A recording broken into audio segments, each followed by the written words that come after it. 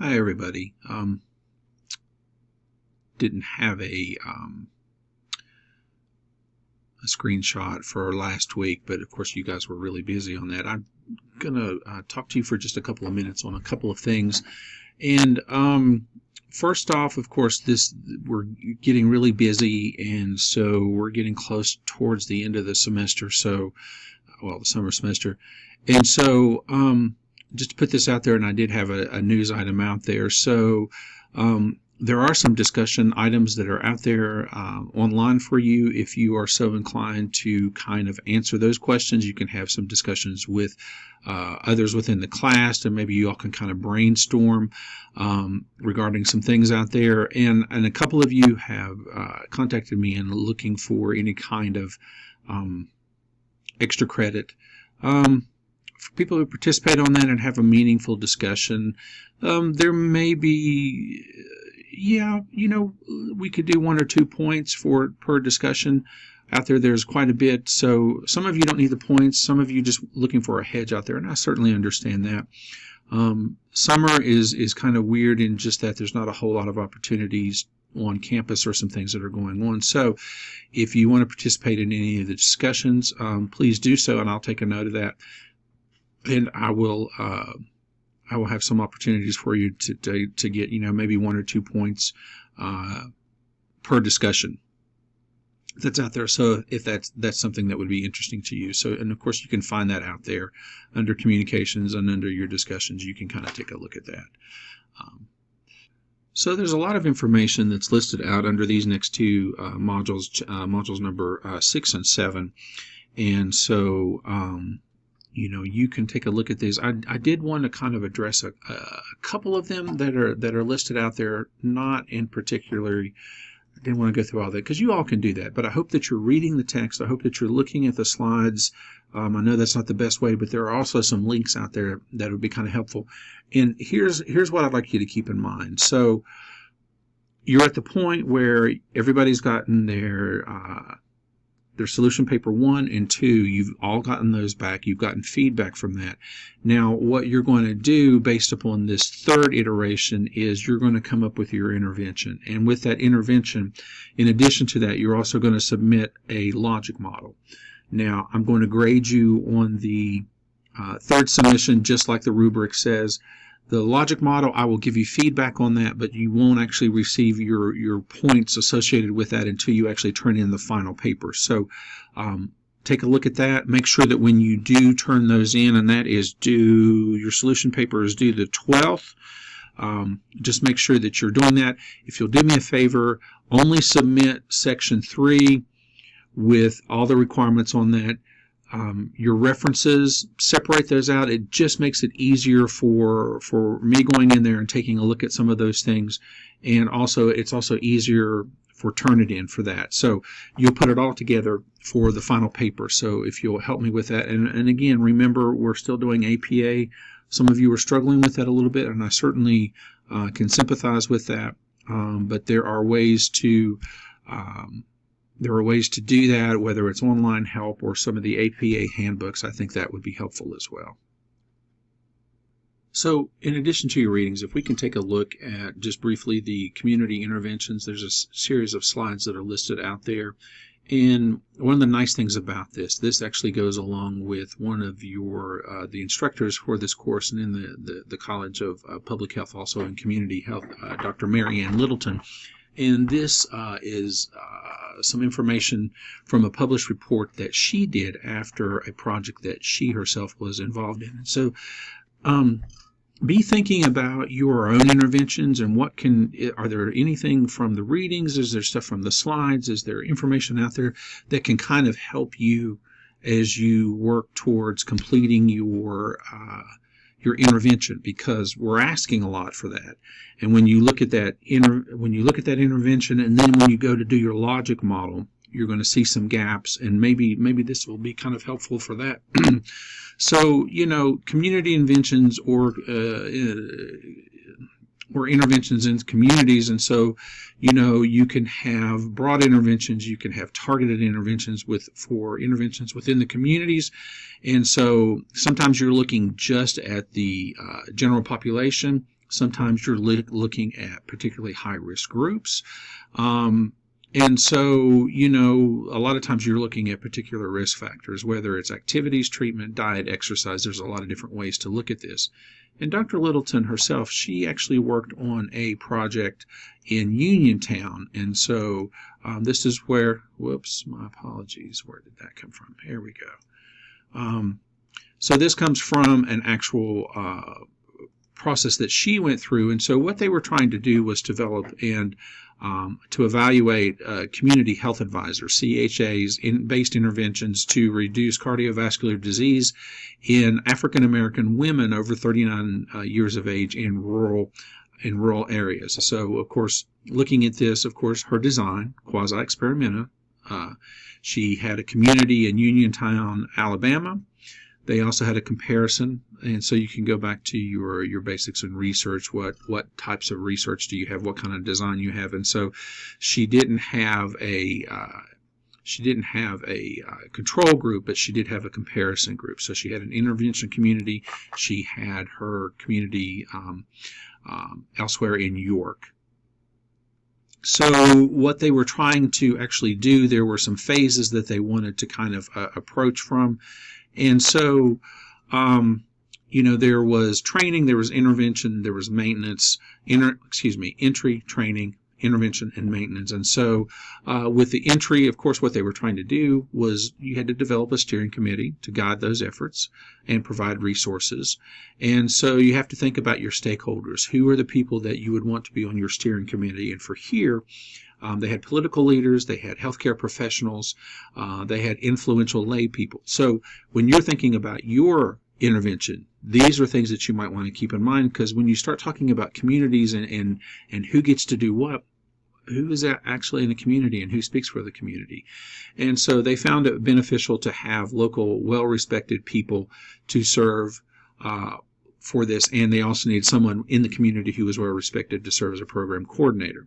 They wanted to recruit natural helpers, people who were already known within the community themselves for helping others with general living and with health concern. And you may ask the question, well, how are you going to know that? Well, in community health, one of those things that you're going to do for a community-based intervention, one of the things that you would be doing is not just coming into a community. You may be spending some time there just listening and seeing what's happened. People are reticent to trust people who are from the outside. So unless you're actually a part of the population, you may have to go do some things or just be available or show up and be seen for a while before you actually really know what's going on. And so, they wanted to recruit. They also wanted to conduct a community-wide needs assessment to determine what their perceived needs.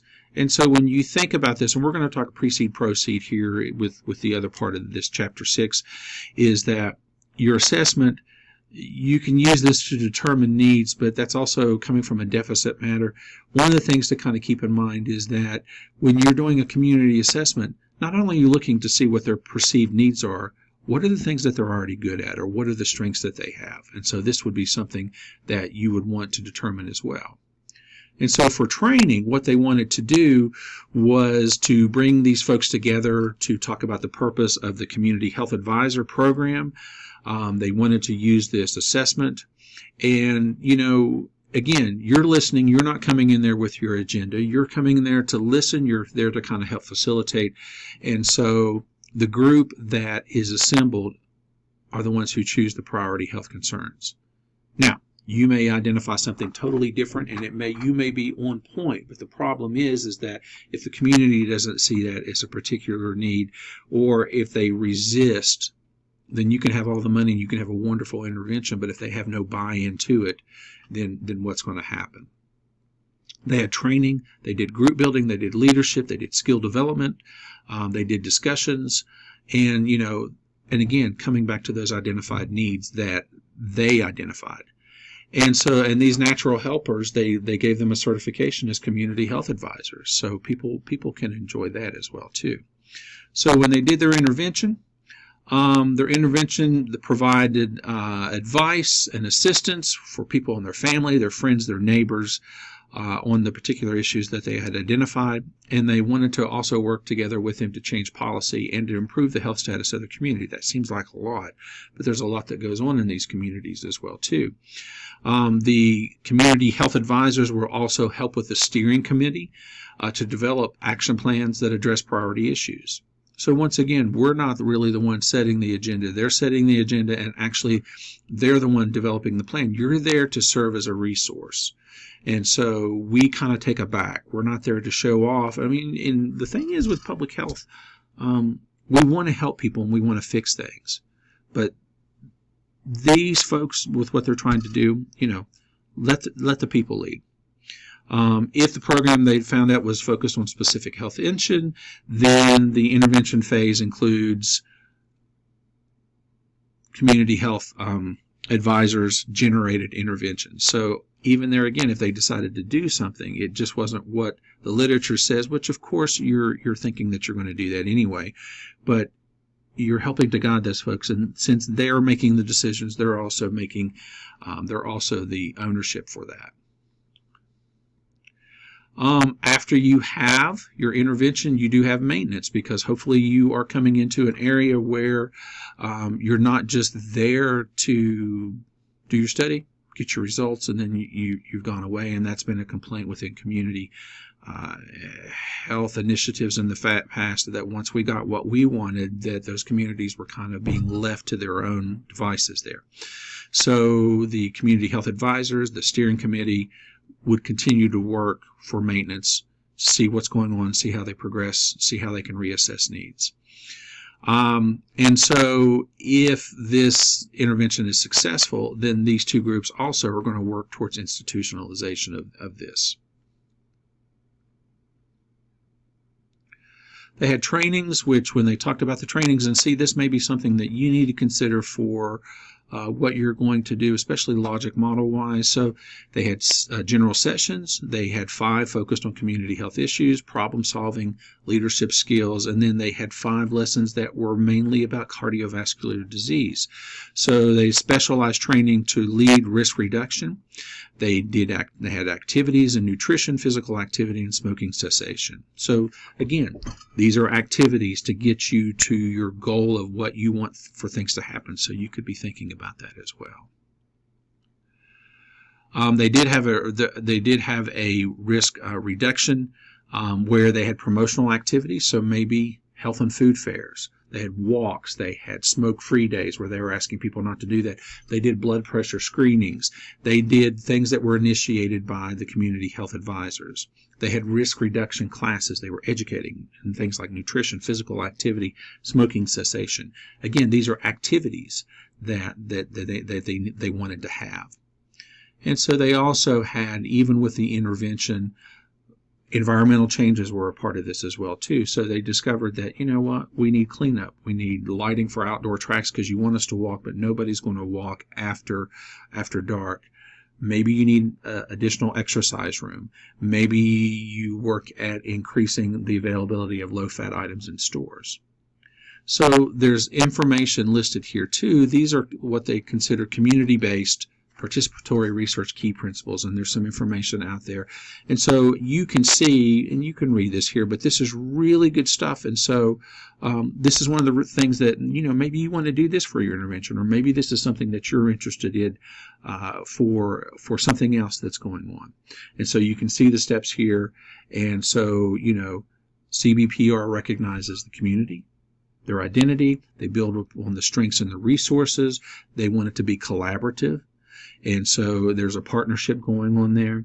And so you're wanting to have a learning and capacity building among all partnerships.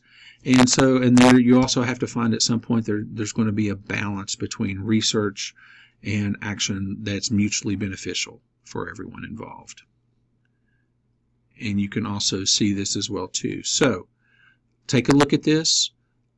Incorporate this with some of your reading. There's some other things that are listed out there, and I think this will be helpful to you. And if I can find the article, I'll actually make the article available, because this comes from a particular published paper that she actually did, and so maybe you want to take a look at that too. Okay? Thanks.